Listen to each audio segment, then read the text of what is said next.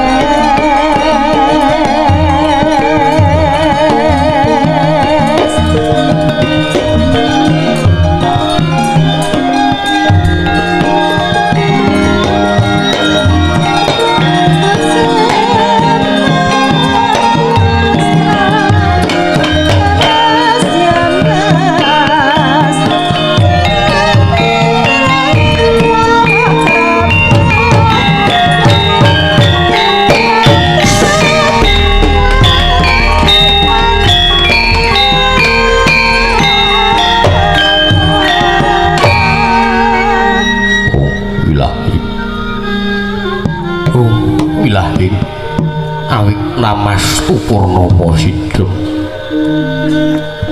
awit namastu silat mring Hyang Jagat karono Sirantandra kawisisane bisana sono sinamung langaning klapa estu maksitantun lampahing Budha Jinantara tutara katira tula-tulan miring Raden Paradya winursita upama prameng niskara Karantadya tumiyeng jaman purwa manggya kapasanane Gupita Tanpura Reging perlambang patumpa-tumpa marma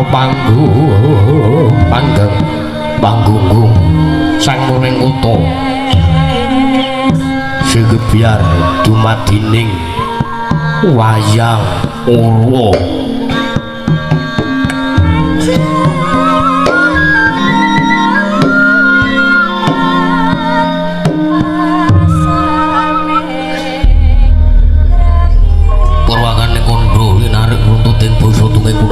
rasa yen linarasaya karaos ulat sari rohang rasa wani uruing diri rasa rumangsa angrumangsani lir jalma ngilu kaca jarweh us rinakum caing carita ala becik us gumelar jroning pangeliran yaiku sejatine mriksani pagelaran Ringgit Purwa Surya Candra Darum Hyang Kartika wis pinurba putrating kawasa Sahari Rantri Angitri Bawana Purwataka Enduk Sira Gilir Gumanti Temanda dipetanganing dina sasi Warsi Windu kang sarta abad Redungkulan tangkar tumangkar kowe sinarambun kowe jawah panting ngrembyah dadi pandhanging putu-putu walang atoga buron wana yang buron toya dadi branan tanpa picalan padang terawang sinaring sang Hyang Retnawi kengarsah merbawani jagat mungguing jagat pitanduk mungup-mungup mungguing kalingan mukingan abang merenganggah lamun kaek siayahan dilat-dilato bumi saya dangu sumurup sang Hyang Arga katon sebelah kanan kiri ngabang sepujana kabar bawan silari sang jiwang basonto panendu katon ijo ruyu-ruyu hamang gunung ingkang biru moyo-moyo pucuing gunung Kirmulan gedanu kasiliring Prabancono lenggat lenggut anti kaya gunung Makutha Mega tanah tamis dangu seleng kawula dasih dene luar sangu poyo buga garap Tegal Sawai kang lur silur tanono bedhote sinambi sendonan sesindenan mikul garune anggiring raja kayane sawaneh ana pirembagan Samba Rewangi sang jiwang arga saya dangu saya inggil sinaring jagat wis katon muluk turu ing kiblat papat lur kidul wetan kulon sinaring jagat kang samya rebut yudha rebut tejo rebut kekuwung parangdene daton wonten ingkang amadani kekuwung ing praja ing Amarta ya ing Indra Prastra lur iki garis 100 taranto kali 1000 sangkep tinaga krana negara Amarta dumadi saking ulu-ulu bebanjaran sinasapan kaya benawi tinampi ombak samudra bidang langut kang tanpa pagut begating paninggal kapantau ing Cakrawala wane-wane cakra wisi sawane kineping jurang corong kinepung guwa serung kinarya sesuing beksi lawen lan sarang burung wonten ugi pasisirander sasana jembar kebakaning masir gumelaring garis pinggir ruyur-ruyuring karang kitri ruwi-ruwiren klopo bumi subur pasiten mawur satengah tandur gerandur tangkar temangkar kawuryan dadi gunung-gunung bepanjangan kerangsang langit lenggak lenggok lampeng din mijel saking sendang mening tirtane ilene binara para playune tinampi waduk binendung-dendung kinari angalene sawah yang pategalaning loro kesemo mokang pangoleng tetani bebasan datan ana bumi sacengkang ingkang selo sedya tinanduran kang murah kapi pandya menari Sri Hanglar Pasiban Yayah Rukmi Sari kang minangka Pertiwi pategelari nenggo Palawija kang angger mbuyu gegundhungane hambiyek poe nganti kaya manglung win-witane pala kependhem pala kesimar pala gemantung sadotan kuciwut sinamit ulan kang meweh sarasaning diri ingon-ingon Rajaya itik iwen sansaya ngrembaka lamun miyang aglaring mangunan samya mulih marang kandhange dhewe-dhewe datanono carane kandhang nganggo winancing palang lebet-lebet saking tindak sangsaya sinan saya wudu winodananing mung sinamatan daya dinayan suwi-wiji wis papan datring jejibane kang pinuji temah mawujud panunggaling cipta rasa karsa hababar karya ingin binasakin kering Amarta nalika semono lagi mancik marang jaman kecono panjang bunjung pasir pamukir Rajinawi Gemari Pakarta Tutur Harja dasar guru kang gedhe buri padang jagat tidur kuku situr tadu kuncarane tur kang susuning monco praja lah sinten to wau ingkang asta pusarane kadil bangsa negari Amarta menangi Raden ucap motu sunamaning sang nata dosarane 10 nama wis mestani jejuluk sang nata Prabu Sri Darma Kusuma ya sang nata Prabu Puntadewa ya sang nata Guna Talikrama ya sang Ajata Satru ya sang nata Prabu Yudhistira Nalendra pepangkuning bumi ingkang nganggo ngajejekaken kautaman risa juga lenggah madaning dampar Cana ora mantra-mantra sipating Ubanara Yayah Sang Hyang Bathara Darmange Jawantah binayang bayang sangjane para Hapsara Hapsari kawe ketinggal Bapak Handil sagung samya semewa Yayah roping samudra ing daratan mewah datan kantun anung tetungguling bangsa negari Ngamarta mewah sangjane para kadang ing sampun tinggal ngaglah bergagah Yayah prayit ning kewu ananging menika warnaning kadang nata satruing Jodipati ya ing tunggul pawenang anggere Sang Raden Harya Werkudara ya sang Raden Bratasena, ya Kusuma Yudha, ya Kusuma Dilaga, ya sang Ganda Wastratmaja, ya sang Raden Wijasena. Satriya gagah pideksa Godhekwa Simbarjaja. Turta kasirukan kasekten lumeh bebasan pinatah mentan Jinala menter sinumbak bengkung sinuduk utung mila dadan mukal dadosaken bebeteng puntri Purja Ngamarta. Sang Raden Werkudara menggeraken panenggah Pandhawa satriya ing Madukara anggeri sang Raden Arjuna ya Raden Janaka satria bagus tanpa cacat bagus datana ing nganungguli den sebut langanging jagat lan suring bawana kucape kono to wau datan kantun ugi pisuwanipun pragil Pandhawa satring sawu jajar tuwin bumi talun anggeri sang Raden Nakula Sedewa ya Raden Pinten Tangsen ing jawi tinggal handir mlabar ya sagung sang samya semewa gendera rontek umbul-umbul kiterangan danu Yayai Mondo mangsa labu payung megar mendi jamur barat ing mangsa rendeng datan kantun ugi pisun rawuhipun Nata Agung Durawati miwah Nata Agung Pandura Sang Nata Prabu Sri Bathara Kresna miwah Sang Nata Prabu Baladewa.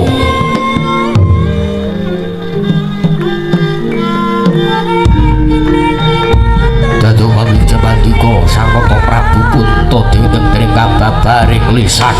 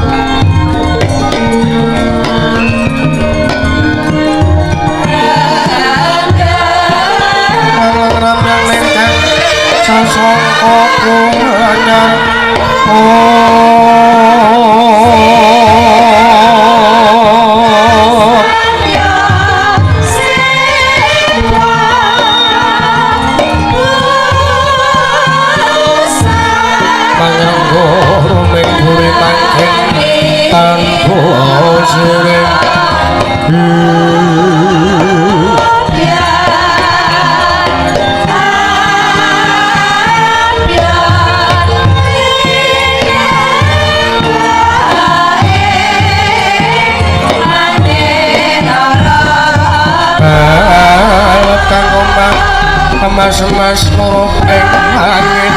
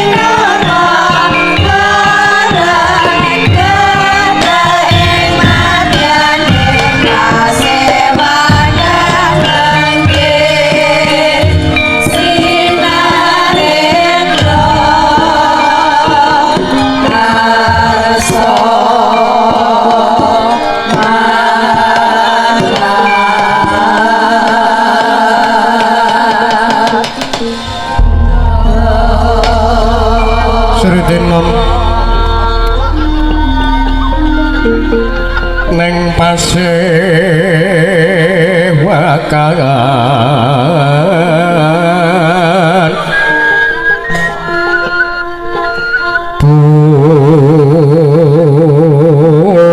busana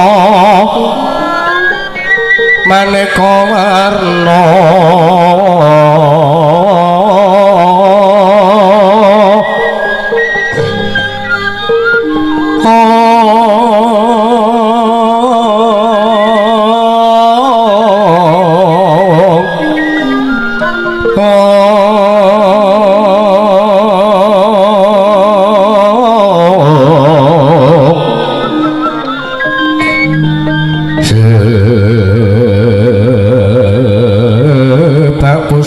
kang sumirat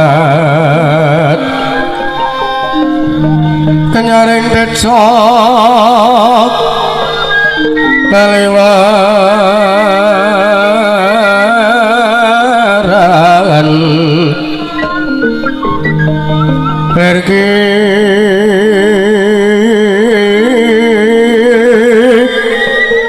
laju siring dadet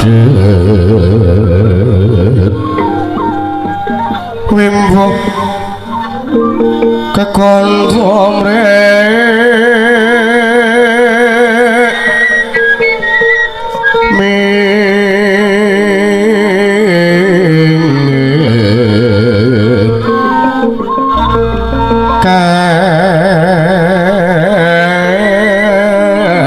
katiuping mahuto mando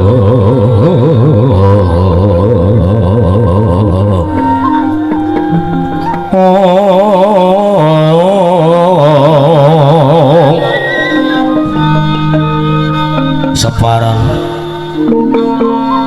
mangambar kongas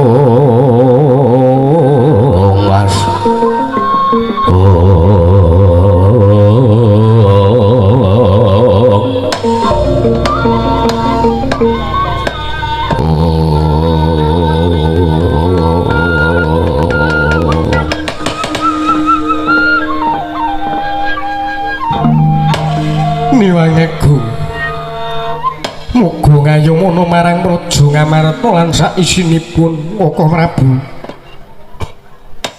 sasampunipun paduka rawuh jengandika Kanjeng Koko Prabu lenggah wonten ing Praja Ngamarta ingkang rayi ngaturaken asung pasegan panakrami mugi kunjuk marang ngarsa paduka Kanjeng Koko Prabu Sri Bathara Kresna pangayoman wonten ing Madyapada mrateng belahan Koko Prabu Sri Bathara Kresna jagat pangestu para wayah para jagat linggih Yayi Prabu sakalangkung bombong bilawanipun ingkang manahipun ingkang Raka Indrawadi samangke sowan kula wonten ing Praja Ngamarta asung pasegan panakrami saking paduka jengandika Yayi Prabu sampun kula tampi akarya bombong raos ing penggalih mboten langkung ugi ingkang Raka ngaturaken salam taklimipun ingkang Raka mugi kunjuk marang ngarsa jengandika Yayi Prabu Puntadewa wonten ing Praja Ngamarta Yayi Prabu Darmakusuma nuninggih Koko Prabu kula pundi karya Cundaka Panglingga Murda amawahana kabagyaning gesang kula mboten langkung dipun sirecaken anggenipun lenggah jengandika wonten ing Praja Ngamarta menika Koko Prabu meninggih sampun mboten ngrang prayogi pisanipun ingkang Raka Indrawati wonten ing Praja Ngamarta menika Yayi menapa dene Koko Prabu Baladewa ing Mandura sarawuh jengandika ingkang rayi ngaturaken pambagya raharja tedhak paduka wonten ing Praja Ngamarta menika Koko Prabu Balarama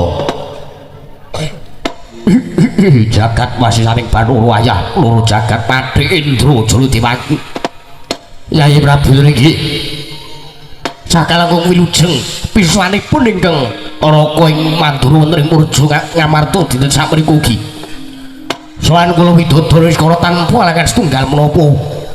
Sowan kula kalih sing sambi kula keparing ingkang raka ngaturaken salam tak ibu ingkang raka mugi kunjuk marang arsa paduka. Yayi Prabu Puntadewa, Yayaji. Nuninggih Koko Prabu. Kula tampi karya bombong raos sing penggalih. Mboten langkung dipun sekecaken lenggah jengandika wonten ing Praja Ngamarta menika Koko Prabu. Nggih Yayi. Sampun boten kirang prayogi bisanipun ingkang raga ing mandura ing Praja Ngamarta menika. Yayi. Yayi Prabu Darma Kusuma. Wah.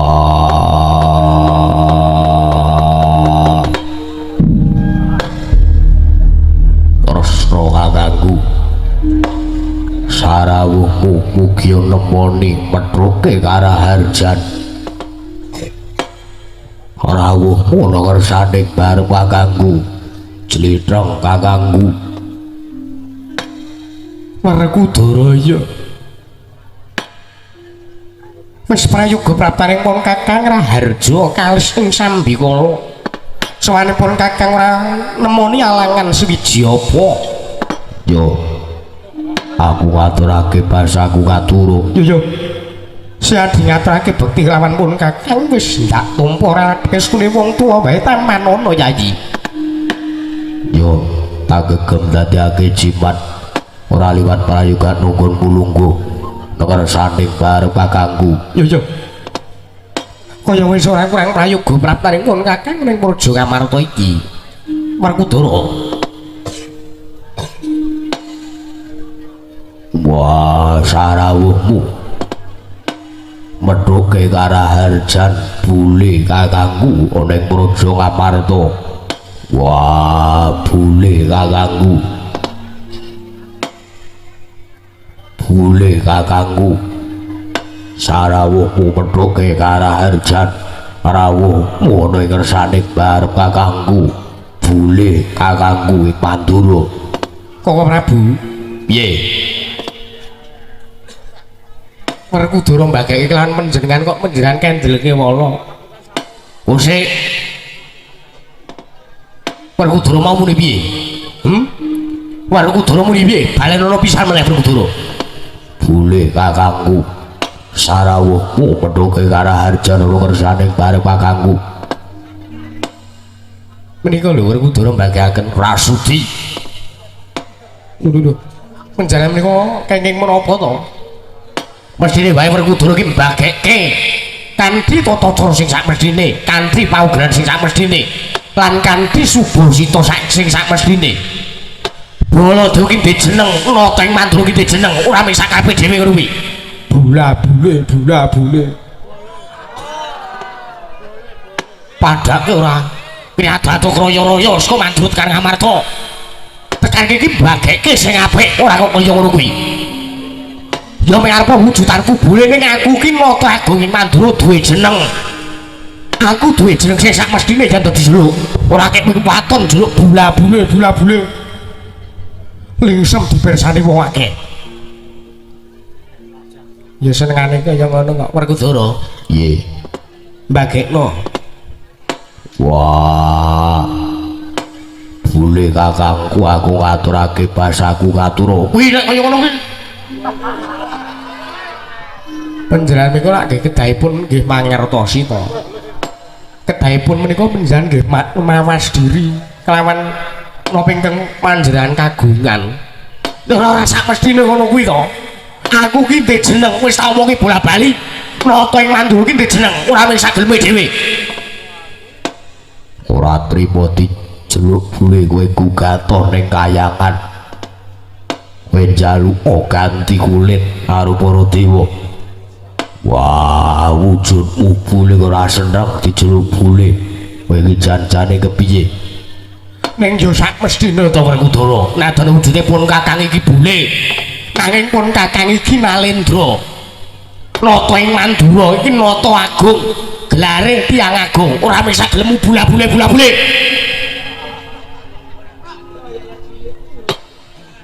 Sore wis marai erosi. Marai erosi. Njalem iku ajeng ngendika menapa to sedana ora? Kowe ora gelem tak jeluk bule ya wis sing baku aku ngaturake basaku katuro. Ya ora tak tampa ning mengesuku tampanono. Weh no kono kapan-kapan tak jupuke. Edan iku. Pengesuku dek ngono men kapan-kapan jupuke. Wah sekali ora. Werkudara. Ye. Kowe ngerti dhewe to. Koko Prabu ki gampang cugetanaten. Rasa dilirek-lireke aku krungu. Kowe ngarani aku cugetanaten to? Kowe mau ngejaku ning kene. Bareng saking ngono kowe ngono kuwi. Ayo. Inggih Koko Prabu mengirim yen to. Kula tak matur kalih Werkudara. Kowe ngerti nek Koko Prabu ki ngene sithik mesti Koko Prabu duka. Yo. Mestine si Adi njeluk kanthi apa anane, aja kanthi kaya mangkono. Wah, nanging Baladewa wujude bule. Ya ora gelem tak jeluk bule. Ya wis kon gugat nek kayangan bae, jaluk ganti kulit sengaja wujud bule. Jal balen ana ping 50. Bula. Kok Prabu mbok sampun to? Mbok sampun. Senengane gawe wirang. Werkudara, Apa? mbagekno sing sak mestine. Baladewa kakangku ngono wae. Wah, ya. Baladewa kakangku aku ngaturake basaku katuro. Kowe celak kok piye? Atu. Ya Werkudara tak tampa. Kowe ngaturake bekti kawan pun kakang ora mestunipun kakang bae tampanono. Werkudara. Ya. Tak gegem dadake jimat. Prayoga nonggon kulungguh nang ngersane bareng kakangku. Yo, kaya wis ora kurang prayoga praptane pun kakang ning ngersane Yayaji. Ning Praja Amarta dini samengko iki, Werkudara. Ngono kuwi rampung kok dadak kan senengane iki ora. Saking seket mau pun. Niki pasewaken ampun sak gelem. Ampun sak geleme dhewe. Koko Prabu. Nadyan kula ingkang rayeng maduka ora ngaturaken pambagya Raharja rawuh jeng andika. Ya Raharja, sawanipun Kakang Praja Ngamarta. Inggih. Kula ngaturaken sembah pangabekti kula kunjuk Koko Prabu. Ya Arjuna pun Kakang tampa rawat ngestunipun Kakang Tampanono. Inggih, kula pundi jimat paripe. Dayanana ing kasantosan dipun sekecaken anggenipun lenggah. Wonten ngersanipun Koko Prabu Puntadewa. Koko Prabu, Ya kaya wis ora kurang prayoga. Koko Prabu Baladewa ing Panduru kula ingkang rayeng madukara ngaturaken sembah pangabekti kula kunjuk Koko Prabu. Ya Arjuna tak tampa. Siap ngaturake bekti kelawan pun Kakang pangestunipun Kakang bae Tampanono. Inggih, kula pundi jimat paripe. Dayanana ing kasantosan Koko Prabu dipun maragaken anggenipun lenggah. Yo, kaya wis ora kurang prayoga.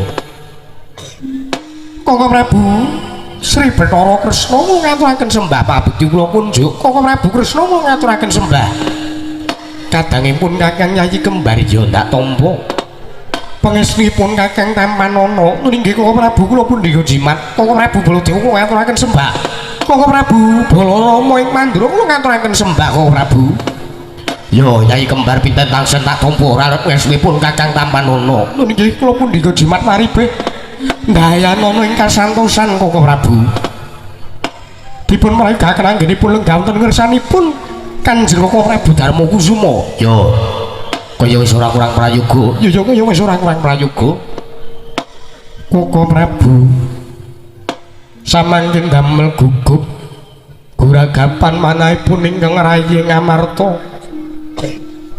Krana rawuh jeng andika ingkang sengkan-sengkan datan pepuyan menawi alit utusan gandhek sak kembaran agengipun utusan Nayaka Praja saking negaring Ndarawati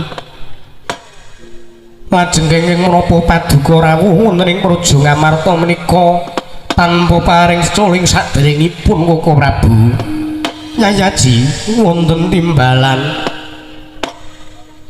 kula nuwun sewu.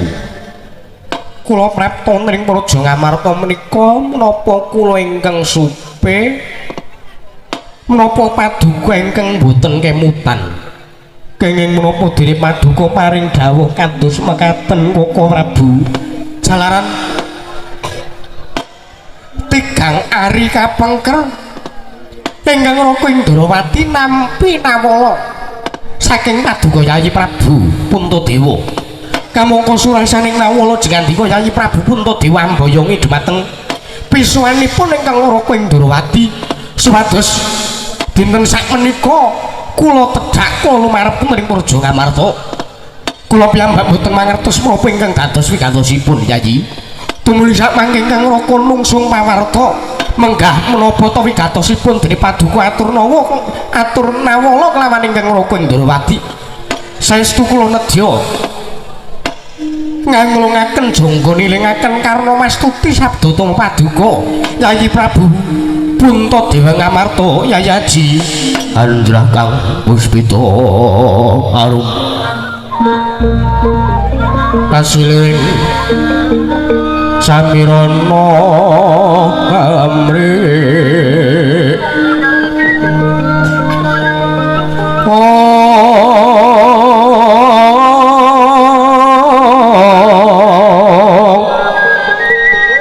Sekar kadung ko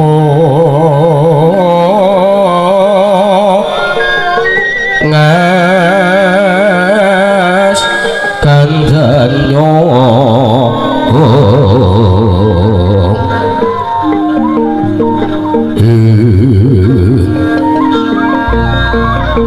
maweraras ortaning driya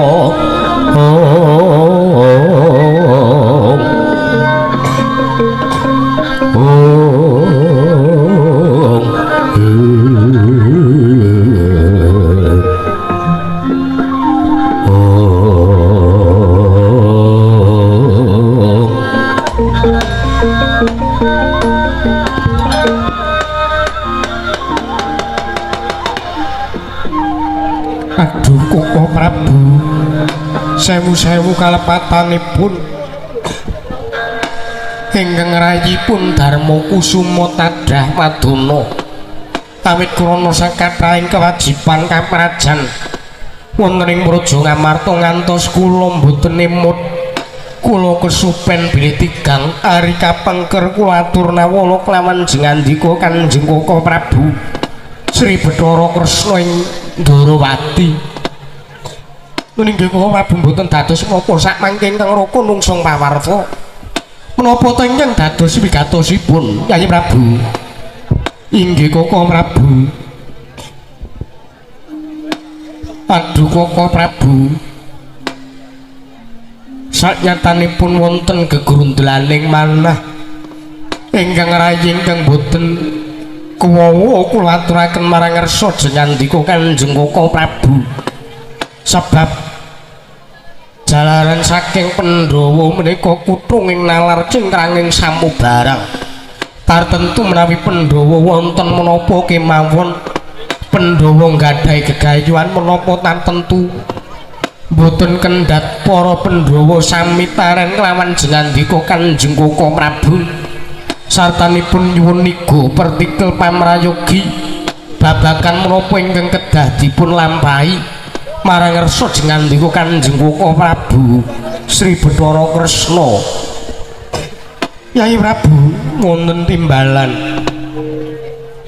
samenika kula aturi ngendika kemawon kula aturi paring dawuh ingkang prasaja lan ingkang tetela kemawon ilang ana jigolan perkewuh ilang ana raos kaecal raos mboten sekeca lawan ingkang Raka jalaran kula menika sampun wangsul wangsul sampun ing Praja Ngamarta tartentu ingkang Raka menika ugi kaanggepa utawi ingkang Raka menika ingkang den sepuhaken wonten ing Praja Ngamarta tartentu wonten menapa kemawon saged-saged ingkang Raka sakbiyantu nglawan kadang-kadang kula para Pandhawa nuninggih Koko Prabu estunipun ingkang rayi menika namung nembe raosan kemawon bilih Pandhawa menika anggadhahi gegayuhan. Gegayuhanipun menapa? Inggih saderengipun ingkang rayi menika namung kepingin ngucap syukur. Pandhawa menika kepingin ngucapaken raos syukur kelawan Gusti ingkang ngakarya jagat, kelawan Gusti ingkang ngakarya loka ingkang sampun sak tebihipun menika negari Ngamarta saged kunsara anjayeng bawana Koko Prabu ngantos para Pandhawa menika paribasanipun kondhang kaloka ing rat. Kula nuwun sewu mboten kok nami kula menika ngalem-alem. Jagat menika kadidene kebrebeken kumandhangipun para Pandhawa lan kumandhangipun negari Ngamarta Koko Prabu. Angka kalih babakan kawula sak negari Ngamarta ingkang rayi menika nyumurupi bilih kawontenan wonten praja Ngamarta menika karaos tentrem lan jenjem. Sedaya kawula menika sami urip ayom-ayem tata titi lan tentrem. Para kawula samya mat sinamatan daya dinayan boten wonten cecongkran setunggal menapa. Satanipun sami kersa manembah kelawan pangeranipun piyambak-piyambak anut marang kapitadosanipun piyambak-piyambak. Sartanipun ingkang rayi menika ugi caket kelawan para kawula Koko Prabu. Perkawis ingkang kados menika sartanipun kawontenan ingkang kados menika anggenipun ingkang rayi rumaos bombong lan rumaos seneng ngantos sak mangke kula kepingin ngucap syukur kelawan ngersanipun Gusti kang ngakarya jagat arupi wujudan inggih menika sesaji Raja Suya Koko Prabu. Jagat Dewa Bathara jagat pangestu karo wayah para jagat. Yayi Prabu nun inggih sampun saged nampi dados pangandika paduka Yayi Prabu Purna Dewa Ngamarta nun inggih Yayi Prabu. Koko Prabu Baladewa. Nggih. Wigatosipun Yayi Aji menika ngamboyongi dhumateng pisuwanipun ingkang Raka ingkang raying Durawati menika. Para Pandhawa rasanan kepingin ngucap syukur marang ngersaning Dat Kamaweng Dat arupi srana sesaji Raja Suya. Oh lah dalah jagat Dewa Bathara Yayi Prabu. Kula nuwun sewu. Kula nuwun sewu kula kama wantun matur marang ngersa paduka Yayi Prabu Purna Dewa. Nuninggih Koko Prabu Mandura kasumanggaaken jalaran paduka menika ugi ben anggep kula anggep sesepuh wonten ing praja Ngamarta menika. Mriki kula nuwun sewu Yayi Aji. Para Pandhawa kepingin ngawontenaken sesaji Raja Suya menika leres. Nuninggih kasinjan mekaten Koko Prabu jalaran sedaya lelampahan wonten ing praja Ngamarta ingkang ketinggal tentrem lan ayem ingkang rayi rumaos bombong lan rumaos syukur wonten ngersanipun Gusti kang ngakarya jagat. Nggih Yayi ingkang Raka nderek mangayu bagya sekethi jumurung jalaran saji Rudra menika mboten saben-saben nalendra wonten ing saben negari menika wonten ing saben negari menika saged nglampahi utawi ngawontenaken saji Raja Suya awit krana syarat serananipun ingkang kanthi awrat sanget inggih Koko Prabu. Inggih. Lah bareng ingkang Raka mireng bilih para Pandhawa menika badhe ngawontenaken sesaji Raja Suya kagem ngucap syukur marang saring Dat Kamaweng Dat ingkang rayi nderek bombong ingkang rayi ingkang Raka nderek bombong ingkang Raka nderek bingah nanging jroning bingahipun ingkang Raka ing Mandura menika ugi wonten raos was-was sartanipun raos kuwatir sak lebeting manah kula jalaran kula nuwun sewu Yayi Prabu sesaji Raja Suya menika mboten saged mboten saben Nalendra saged kawontenaken awit syarat-syaratipun ingkang awrat sanget. Menapa kemawon syarat-syaranipun Koko Prabu tartentu menawi kawrata kados menapa awratipun kados menapa kemawon tartentu para Pandhawa saged ngaturaken. Salajengipun kemawon kula aturi nyuwun pirsa dhumateng Yayi Kresna ing Ndrawati. Koko Prabu, Piye? penjare kok menika kula wau kok obah-obah kemawon. Nuwun sewu. Jaluk kapur mergo sing dadi pinesepuh lan sing luwih pana babagan syarat srana sesaji rudra ki ya mung Yayi Kresna ing Ndrawati. Oh nggih, nggih, nggih. Sendika dawuh. Pareng kula badhe matur marang kesalipun Yayi Prabu Antadewa. Iya, taswagagi. Yayi Prabu wonten timbalan. Kepareng kula matur marang Resa dengan Dewa Yayi Prabu Antadewa. Inggih Koko Prabu kasumanggaaken. Kula badhe matur babagan syarat srana sesaji Raja Suya ingkang kedah dipun lampahi lan kedah dipun wonteni kalian pun kadang-kadang kula para Pandhawa. Jalaran menika baku lan menika wigati sanget menawi cicir setunggal kemawon syarat srana ingkang kula aturaken menika sesaji Raja Suya mboten badhe kelampahan Yayi. Ninggih Koko Prabu kula aturi ngendika lan kula aturi paring dawuh ingkang tetela babagan syarat srana menggah kados pundi sesaji Raja Suya badhe kelampahan. Ninggih Yayi Prabu. Inggih kepareng matur sepisan syarat srana sesaji Raja Suya menika sepisan inggih menika sesaji Raja Suya kedah dipun sekseni wontenipun Pandhita Brahmana cacah 7. Nggih. Ingkang samangke nyekseni sartanipun lumarap wonten ing Praja Ngamarta. Nyekseni tumapakipun sesaji Raja Suya. Nggih Koko Prabu tartentu menawi Pandhawa kedah ngaturaken syarat srana menika para Pandhawa boten badhe kawratan. Inggih ndungkap angka kalih sesaji Raja Suya menika kedah dipun sekseni Nalendra 100 negara. Nalendra 100 negara menika kula wau boten saged cicir setunggal kemawon. Menawi namung cacahipun menika nadyanto 99 nanging menawi boten genep 100 Nalendra 100 negara menika kula wau boten saged kelampahan. Nun inggih Koko Prabu, nun inggih. Lajeng Nalendra 100 negara menika kula anggenipun badhe nyekseni tumapakipun sesaji Raja Suya menika boten saged kanthi sarana peksa. Kenging menapa paduka maring dawuh mekaten.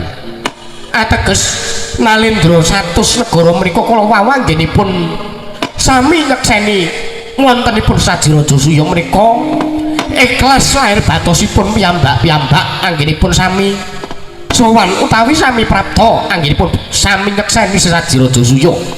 Boten wonten ingkang dipun peksa lan boten wonten ingkang kanthi awrat penggalih.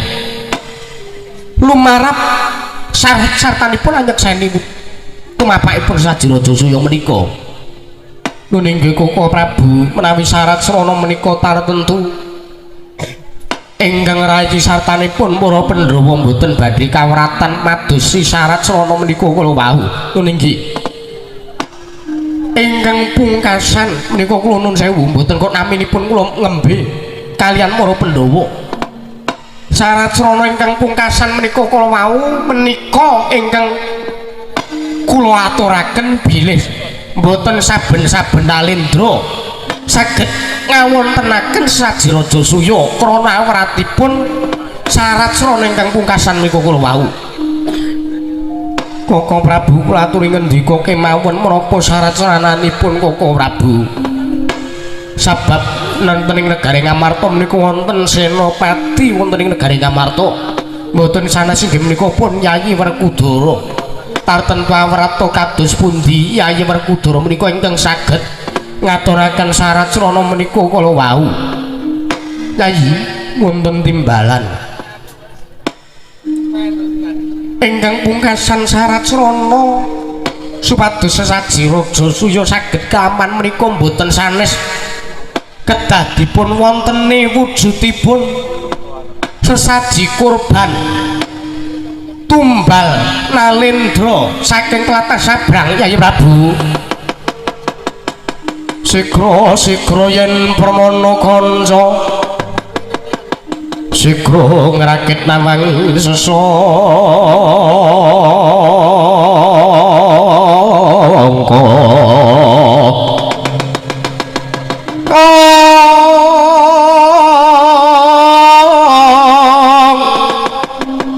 Nalendra mbek marwa sing sang Katri Gumulung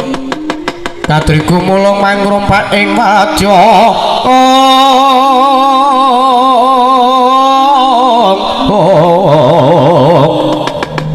Gurda kurare kakiri-kiri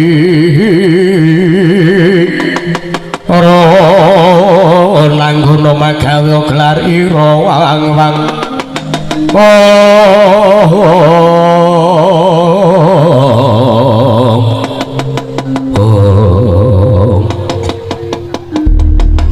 Aduh Koko Prabu sareng kula midhanget ingkang dados pangandika paduka ingkang pungkasan bilih sesaji raja suya kedah ngawontenaken sesaji kurban tumbal arupi Nalendra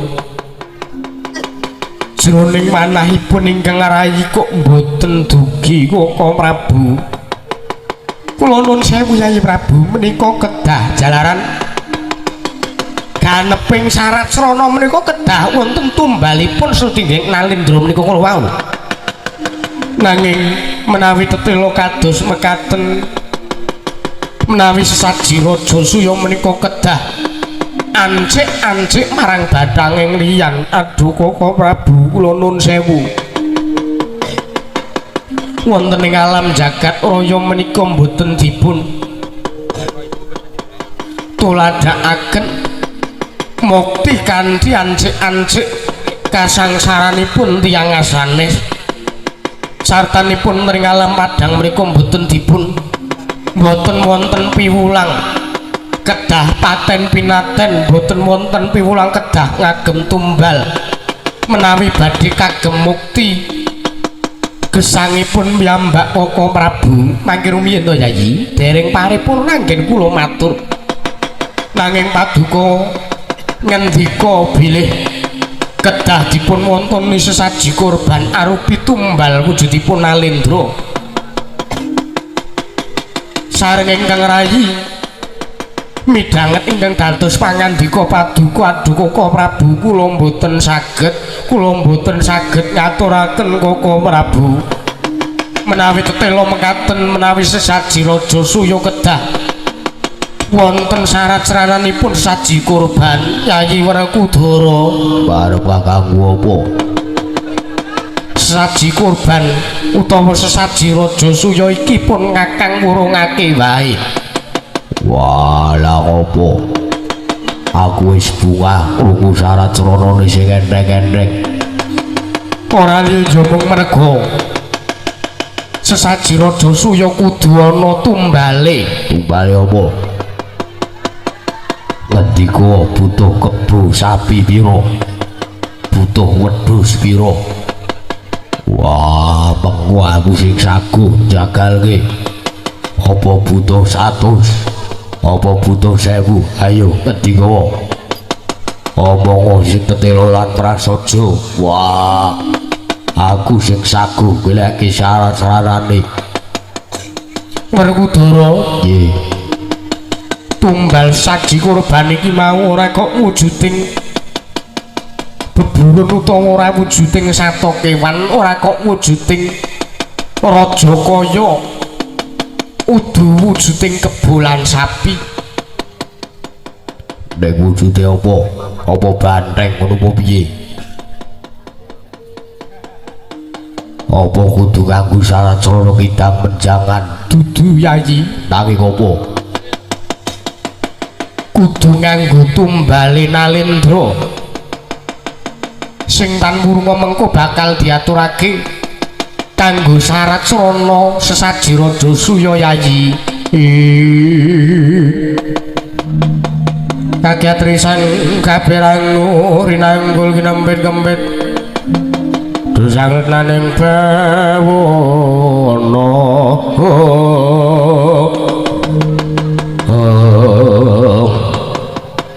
wah nek to kudu kaya ngono aku sing ora saguh tresna kakangku ben ora sasida pendhowonganake Saji Raja Suya. lho lah ngopo to Werkudara ki mesti nek krungu wong sing tumindak kleru lan wong sing wengis mesti ayo Werkudara ora trima mergo pancen urung rampung anggonipun Kakang matur marang ngersani Nyai Haji. Nek wis cetha nek Sesaji Raja Suya dadak kanggo syarat srana bekakak sesaji korban. Kosik to Yayi, kosik. Aja waton grusah-grusu, aja waton gebyah-uyah, digelar digulung dhisik. Nalendra kuwi mau kok ora wujuding Nalendra biasa, ora kok wujuding Nalendra negara cilik utawa negara gedhe kuwi ora. Nanging Nalendra sing tak aturake kuwi Nalendra sing watake wengis, sing watake angkara budine Candala. Ora liya kejaba ya kuwi mung Nalendra Inggiri Bajra, ya kuwi Prabu Jarasandha. Kuwi pancen Nalendra sing wengis. Kuwi pancen Nalendra sing tegel karo sapa wae. Ora nyawang derajat, ora nyawang pangkat. Nek kira-kira dheweke ora cocok karo sing diadepi mesti bakal dipateni lan mesti bakal dipidana sing kanthi abot lan sak abot-abote. Pun Kakang ora iso ngaturake luwih babagan wengi sing Prabu Jarasandha sing genah para Pandhawa saguh lan para Pandhawa iso yen to mateni Prabu Jarasandha. Mergo Prabu Jarasandha kuwi duk nrikala semana wis wani mateni bapakne dhewe, ya kuwi Prabu Briyadrata. Mung mergo perkara sepele ya kuwi duk nalika Jarasandha lair wujude mung separo-separo. Mergo Prabu Briyadrata kuwi duk nalika semana kagungan garwa loro. Tumuli kagungan garwa loro nanging wis suwe ora endang pinaringan momongan. Tumuli Iwang Pikul Narada tumedhak ning alam donya paring wujuding woh arupi pelem. Gandeng Prabu Briyadrata kuwi mau bingung kepiye nggone bakal ngedum wujuding pelem kuwi mau gandeng duweni garwa loro. Tumuli pelem kuwi mau disigar dadi loro. Pelem disigar dadi loro terus dilotes ngono apa piye? Aja glece, aja glece, aja glece. Iki pasewakan aja ngawur sak geleme dhewe. Pelem dipara loro tumuli didhahar dening garwaning Prabu Briyadrata sakloron. Dumadakan garwane Prabu Briyadrata kuwi mau nggerbini, jroning nggerbini kuwi mau padha nglairake kanthi wayah sing bareng. Wancine bareng ngono lho tegese. Yo. Nanging ora kok wujuding bayi lumrah, laire uga mung separo-separo. Tumuli gandeng Prabu Briyadrata rumangsa wirang merga laire si Jarasandha kuwi mau bayi tumuli diguwak. Bayi tumuli diguwak nang lenging alas. Tumuli ditemu dening sawijining raseksi Apraceka Nyai Jara tumuli digedhekake lan bayi kuwi mau didadekke siji digedhekake dadi jenengke Jara Sandha. Kuwi critaning Prabu Jara Sandha. Mula rasah wigiringa-ringa Yayi Prabu mboten sah gadhahi penggal ingkang mboten kula aturing tetep badhe nglampahi wujudipun Saji Raja Suya menika kula wau kemawon. Sebab tartentu menawi Saji Raja Suya kelampahan para kawula sak negari Ngamarta gitar tentu nderek ngraosaken tentremipun negari wonten ing Praja Ngamarta menika Yayi Prabu. Sidhem jroning pasewakan Wadya tanpa sabawa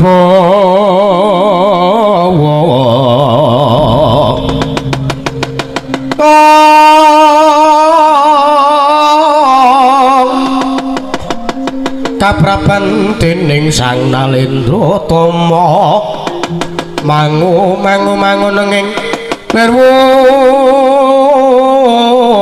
sing duka cipta berebuti mantana raras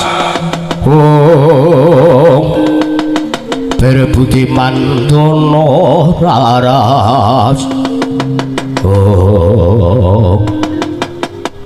segebyar katar goleng kono mau didemak garing kawontenan pasewakan negari ing Ngamarta Kocapa samya legek panjenenganipun awit midhanget pangendikanipun Nata ing Ndrawati Prabu Bathara Kresna Kocapa ing mangki datan wonten gegudhangan ingkang ubah samira datan lumampah Kocapa ketingal alokipun para kawula samya alok bilih wonten satunggiling Nalendra saking tlatah sabrang ingkang sowan sinten Nalendra ingkang sowan kula wau ketinggal kridhanipun galiah minggah wonten ing datule Praja Ngamarta nganti kaya balungan tinanggap akara jingak kang samya ulat sanggaring para kawula kula wau.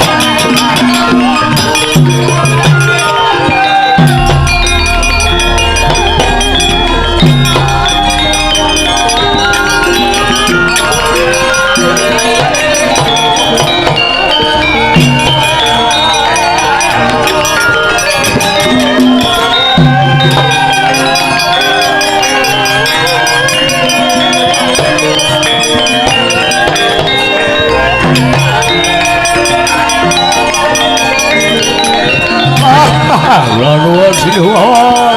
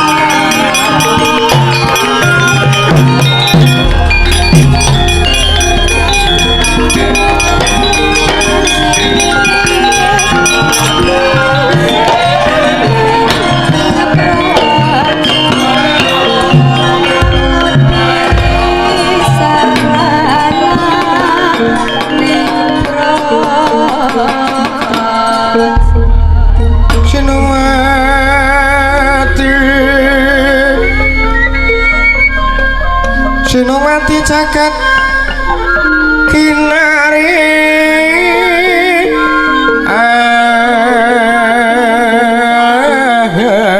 among mbak lumembak ombak ing samudra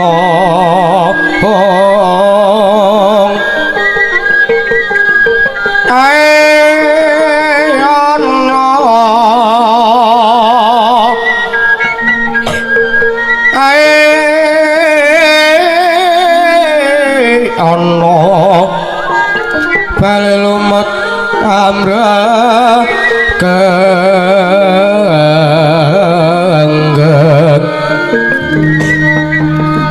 awit to denjing-denjengan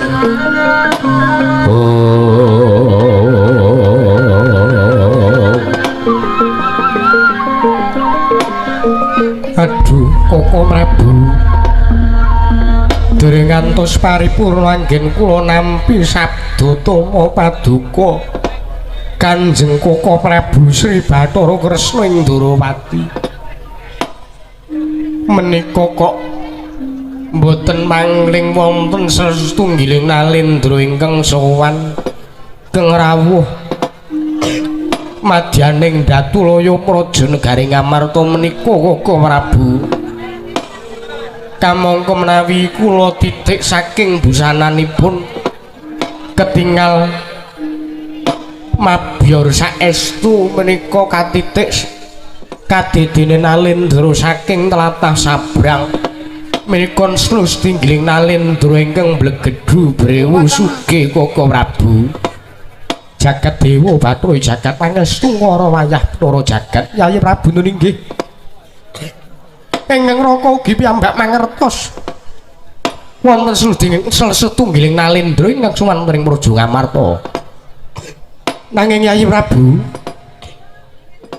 nadyan to kados pundi kemawon ingkang dados nalendra wonten ing Praja Ngamarta menika jengandika Yayi Prabu mila para bawasisa wonten ing asta paduka Yayi Prabu Darmakusuma keparengan dangu dumateng satunggiling nalendra menika inggih Koko Prabu kula badhe andangu dumateng nalendra menika jengandika lenggah ingkang langkung sekeca inggih sampun boten ngrang mayogi Yayi pisana kula nyuwun sewu sampun wininten kula tumambuh yekti saweg sepisan menika kula wanuh panjenengan menika nalendra saking pundi sinten jejulukipun kisana pisana kula nuwun sewu sampun wininten kula tumambuh yekti saweg sepisan menika kula wanuh panjenengan menika nalendra saking pundi sinten ingkang dados jejulukipun kisana Koko Prabu wonten timbalan kula dangu kok kendel kewala cobidipun dangu sepisan malih Yayi kisana panjenengan menika nalendra saking pundi sinten jejulukipun kisana Koko Prabu tasih kendel kewala cobi radisara sekedhik Yayi Prabu kisana panjenengan menika nalendra saking pundi sinten jejulukipun aduh Koko Prabu kula sampun ndelah jalaran nalendra menika kula dangu malah kendel kewala monggo menawi kula titik netranipun boten tingkem Koko Prabu kula nyuwun dipun jawelaken bila dah dayo sitok kok kupinge rada kisana wonten dawuh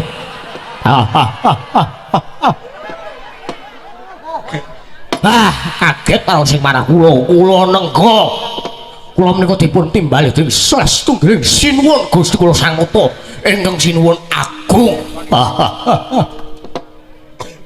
nggih wonten timbalan sinuwun menapa paduka andang dumateng kula inggih kawit kula wau kisana Panjenengan menika Nalendra saking pundi sinten jejulukipun?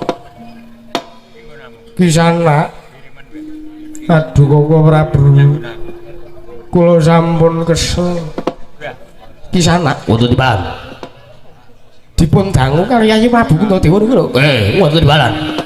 Panjenengan menika Nalendra saking pundi? Nggih, Nalendra. Kula nuwun sewu. Panjenengan menika Nalendra wonten negari ing pundi sinten jejulukipun? Paduka dangu dumateng kula. Inggih Kisana. Sampun kawit kula wau. Wah. Nuwun amin pasang liman tabe sinuwun. Derek pitepangan. Awon tanpa rupi mboten sudi mestani dumateng kula. Kula menika wingking saking negari ing Bata Sarembak. Mobil ingkang sudi mestani dhateng kula. Awon tanpa rupi kula menika jejuluk Prabu Hamsa. Prabu Hamsa nggih. Karapan kula dek nom kus. Damelan kula nyade itik iwen. Ingkang dipun goreng. Inggih Kisana. Nggih. Nalendra saking negari Prabu Hamsa. Nggih, Prabu Hamsa. Leres. Inggih, saking negari pundi? Kula nuwun sewu radi mboten midhanget. Saking negari ing pundi wau sinuwun? Lam. Garane dhewe kok lali. Nggih, saking negari ing Bata Sarembak. Kula nuwun sewu. Menapa kula menika sampun leres? Kula menika sowan wonten ing Praja Ngamarta. Inggih Kisana mboten wonten kalih wonten ing mriki Praja Ngamarta. Menawi mekaten paduka menika ingkang jejuluk Sang Nata Prabu Puntadewa. Inggih Kisana. Wah, lagalah. Wah, menawi mekaten mboten sisit anggen kula kekalangan Malaya. Madosi wonten pundi duwipun negari Ngamarta. Sebab para kawula wonten negari kula menika sami kebrebeken kumandhangipun adzan magrib. Panjenengan menika ampun ngendika ingkang boten-boten to. Kula nuwun sewu. Jalaran kula menika Nalendra sing pancen gagah tenan. Ning kula nuwun sewu ngendikanipun ditata. Wonten ing mriki menika kathah para pemuka-pemuka agami, kathah para pemimpin-pimpinan agami wonten ing mriki. Menawi jengandika menika ngendika kados ngaten menika kula nuwun sewu mboten satrepipun. Nggih sampun, kula nyuwun pangapunten. Kilap sinuwun kilap. Njenengan menika Nalendra ampun sok sembetrengan to. Ngene lho. Para kawula wonten negari kula menika sami kebebeken komandhangipun negari ing Ngamarta. Yo. Para kawula menika wonten sakjroning griya.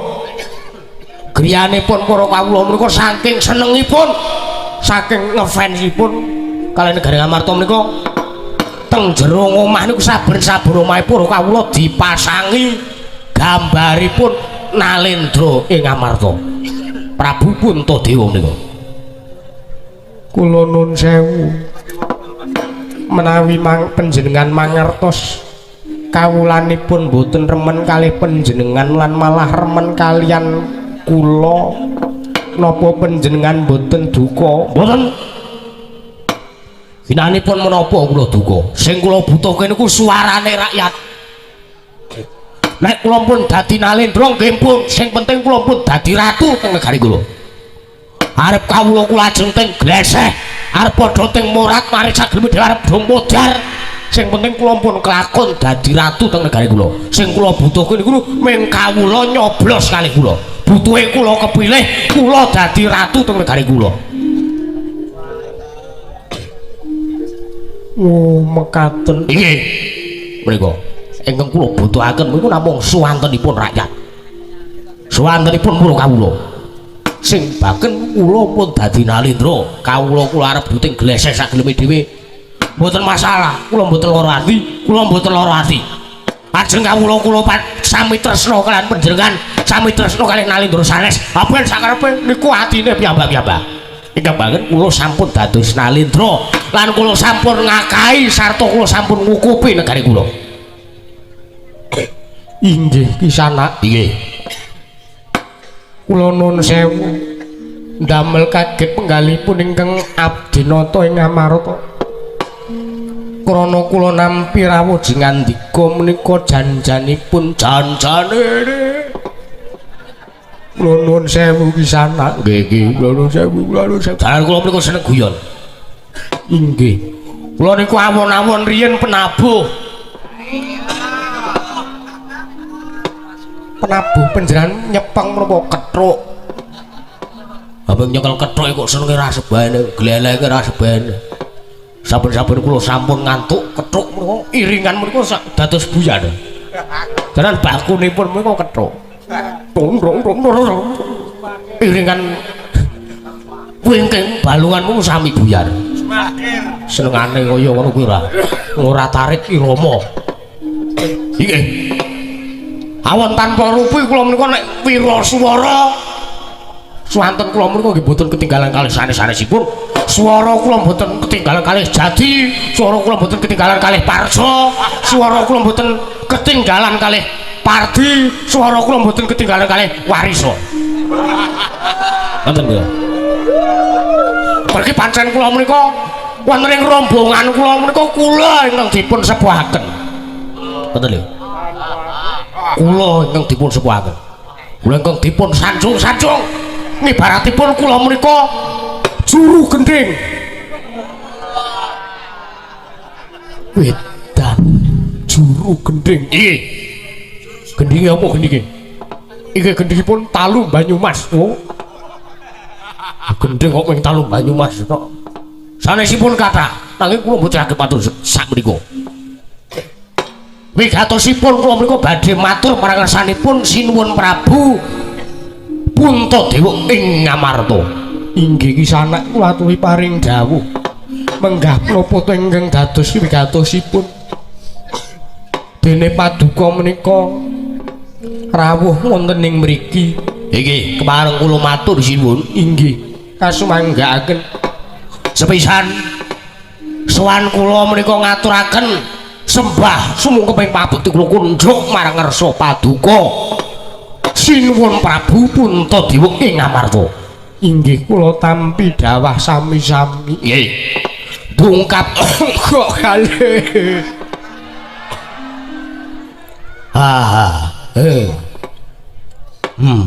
kula watuk sinuwun inggih sampun kawit tanggal kalih dugi sapriki Pak mboten mantun sampun kula pados ki tamba menapa kuwi mawon dereng saged mantun sebab awit jalaran watuk menika mantunipun mawi yo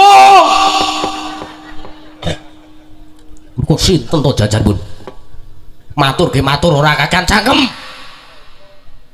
larak metu kowe Kok Prabu Sare senengane ora nek ratu kukan cangkem kukan pamer ngene ora seneng larake metu kowe minggir kersa Sare kula aturi sabar kono watese nanging mengke rumiyin mengke wonten wekdalipun piyambak panjenengan kula aturi ngamuk sak lega sak legane panjenengan yo angka kalih sowan kula menika mboten dipun utus dening sinten-sinten sowan kula menika mboten dipus dening dipus menika menapa kula nuwun sewu cangkem kula menika sasusur sowan kula menika mboten dipun utus dening kawula kula nanging sowan kula menika saking pikajengan kula piyambak jalaran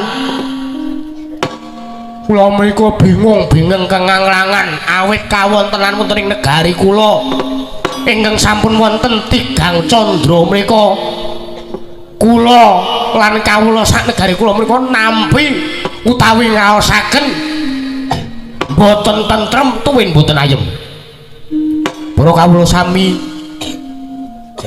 kathah ingkang esuk lara sore ketiwasan sore lara esuk kapraloya niku kathah sanget kewan-kewan ingkon-ingkon raja kaya itik iwen padha mati glasah boten karu-karuan.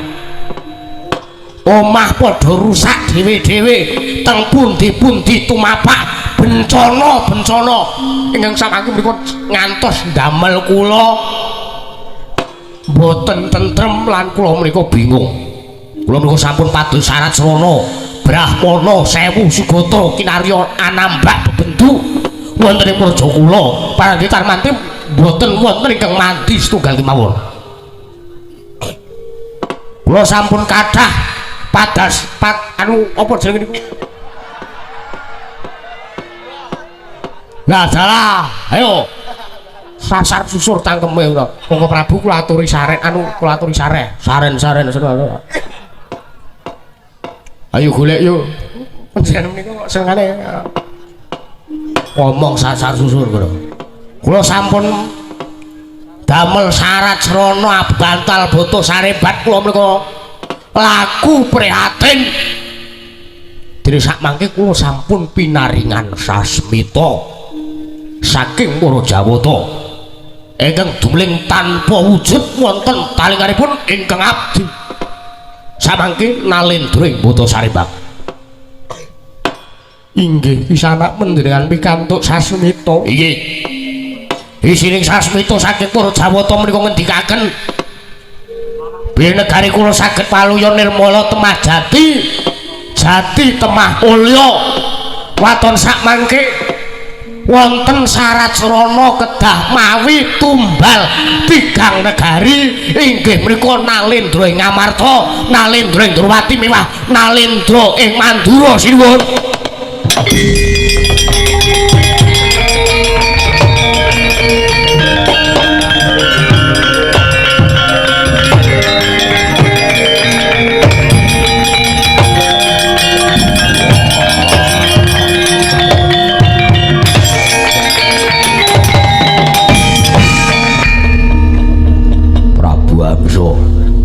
Niki menika sinten? Tepungake lek nomor patmu. Katene kutha murai burung. Tepung karo aku. Panenggak Pandhawa satring Jodipati Raden Werkudara. Wah. Boten winten kula pinanggih kalih Raden Werkudara. Sembah sungkem kula Raden. Ora sah. Nyembah karo aku, kowe mau muni piye? Cangkemmu muni piye? Inggih kula menika matur bilih negari kula saged paluya nirmala temah jati temah mulya. Waton wonten tumbalipun bilih Nalendra tigang negari setunggal Ngamarta, Ndrawati lan Mandura. Kowe mikir ngomong ngono kuwi mikir apa ora? Ngomong ngono kuwi mikir apa ora? Kowe ngelingi apa ora? Kowe iki sowan ing negara Ngamarta. Barep kakangku ki Nalendra ing Ngamarta, Prabu Puntadewi Nalendra ing Ngamarta. Lah kok delangap ucapmu. Arep blengket karo barep kakangku, arep blengket karo Kresna kakangku. Wah, lah kok kowe delangap cangkemmu malah salah.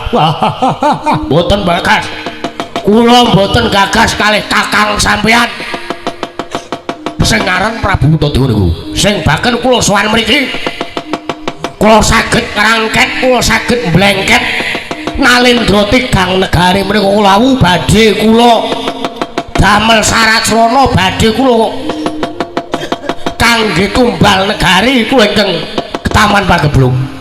Lho sak mangke kula aturi semingkir Prabu Puntadewa badhe kula rangket.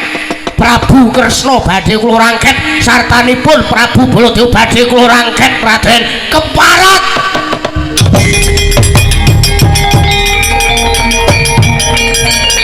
Wah!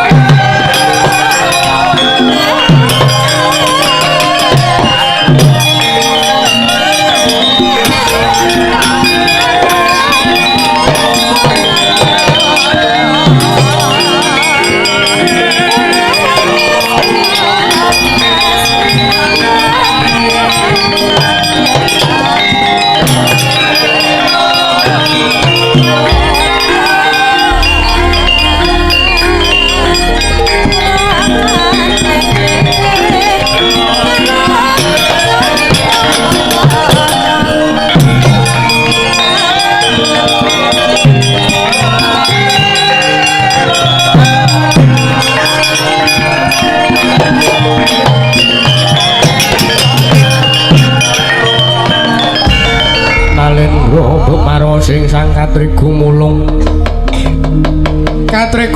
mangrompek ing wadya Kuruda reng kiri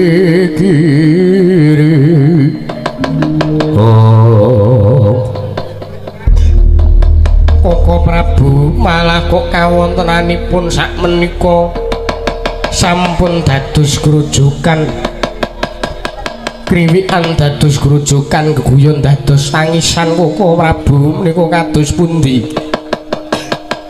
Wah, Kresna. Apa? Kakangmu ngrebut mungsuhku. Wah, edan.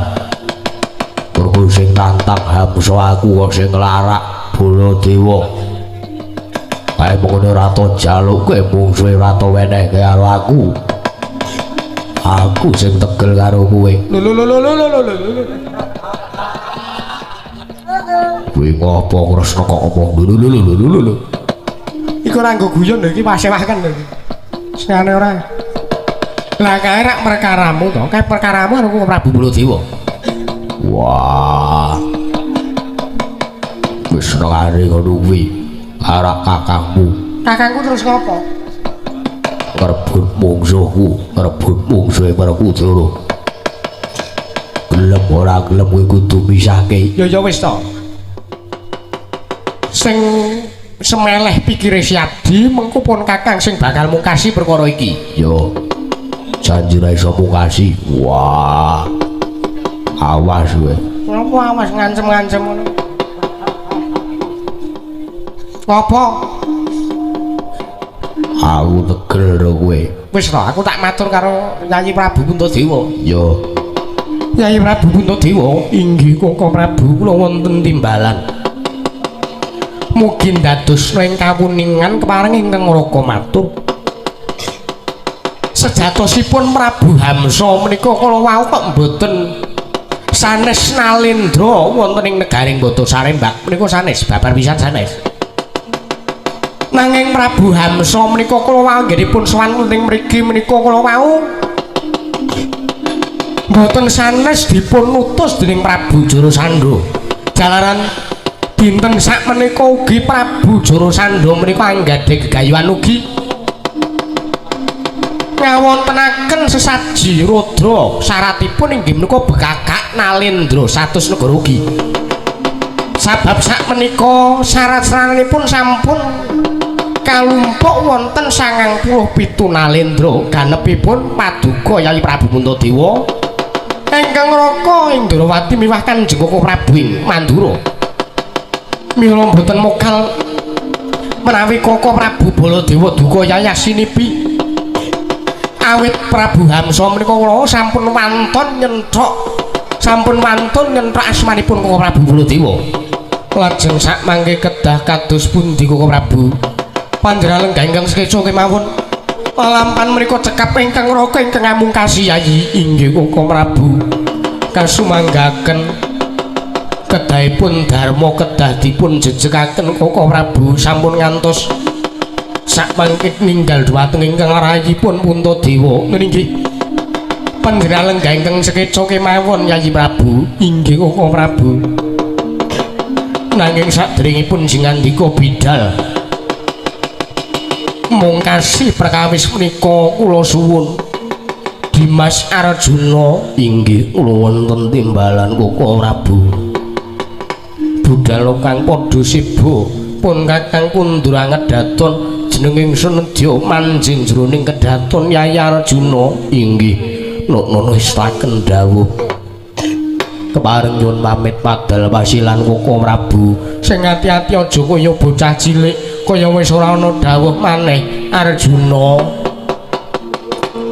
ngono gatining paratilan harus anoto kundurangan daton jeluk saking dampar kecono minapet gambaran gading kadharaken sanggering perumban jadi manggung tanggung Joko paloro-loro ingkang sami ngambil upacara keprabon kawis ditinggal saking mandura tindak nyosang Sri Naranata sinambi sesandri kamulyani